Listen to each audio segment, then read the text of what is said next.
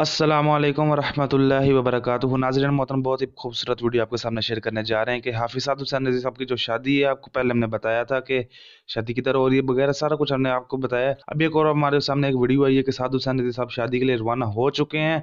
जी हाँ नाज़रीन, आपके सामने स्क्रीन पर एक वीडियो शो हो रही होगी। जामे मस्जिद रहमत लिल आलमीन के बाहर हाफिज़ हुसैन रिजवी खड़े हैं और लोगों के साथ मिल रहे हैं। फिर उसके बाद आगे एक और वीडियो शो हो रही होगी जिसमें मोटरवे के मनाजिर हैं कि हाफिज़ हुसैन नज़ीर साहब कार में जा रहे हैं अपने आबाई गांव, जहां उनका रिश्ता तय पाया था, वो निकाह के लिए वहां जा रहे हैं।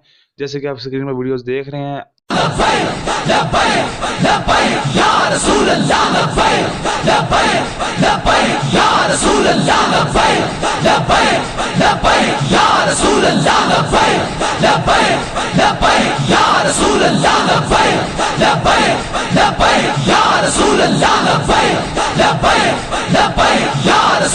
नाज़रीन मोहतरम, जैसे कि आपने वीडियोस देखी, क्या कमाल के मनाज़िर। नाज़रीन मोहतरम, शादी के हवाले से जो भी अपडेट आएगी हम सबसे पहले आपको पहुंचाएंगे। हमारे चैनल को ज़रूर सब्सक्राइब कर लें।